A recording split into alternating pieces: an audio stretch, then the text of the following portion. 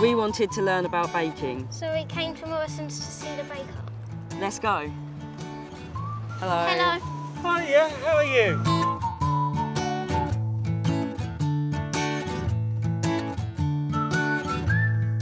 Today we're going to make some scones.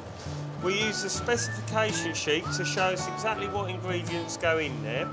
The basic ingredients for any scone are self-raising flour, butter and milk with a pinch of salt. Extra ingredients such as sugar and fruit or cheese can be added to create sweet or savoury variations. When baking in large quantities here in store, to save time, the bakers use a pre-made mixture to which water can be added. This means they can make many scones at once without having to combine ingredients themselves. Perfect. How much water did it say on the sheet? 2.7 litres. Whatever the quantity, the proportions of ingredients have to be correct.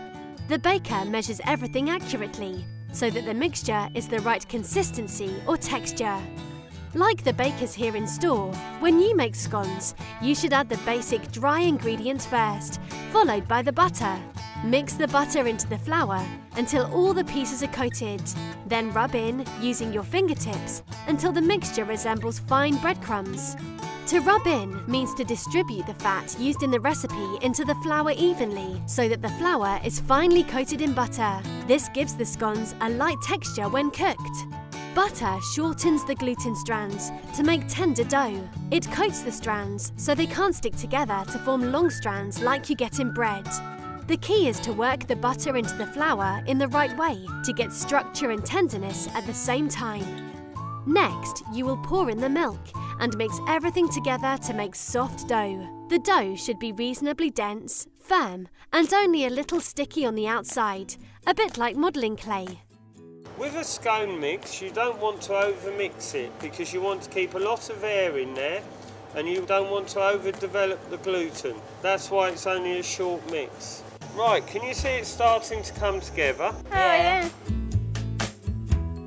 Let's mix the fruit in. So there we go, and away we go.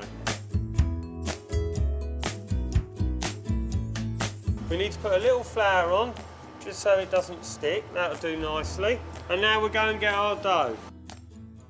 We have our own scone cutter, a special machine to cut the scones, so they're all the same shape and size.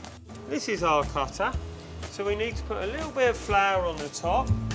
You should be able to knead the dough easily and cut shapes out of it without too much trouble, even if you haven't got a special cutting machine like Colin.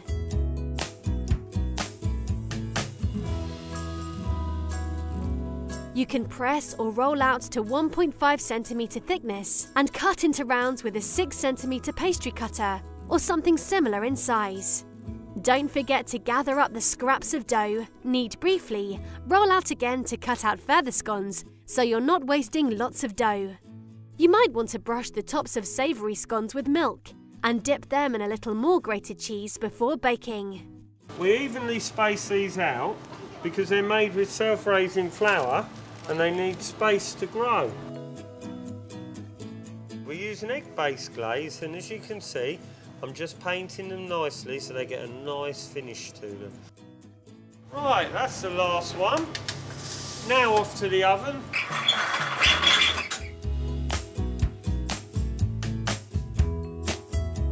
When the scones are done, they will have risen and turned a golden brown. Once out of the oven, the scones should be transferred onto a cooling tray and allowed to cool before eating them. Doesn't that look lovely? Yeah. Beautiful. I think we deserve a break now. Shall we go for a cup of tea? Yeah. Come on then.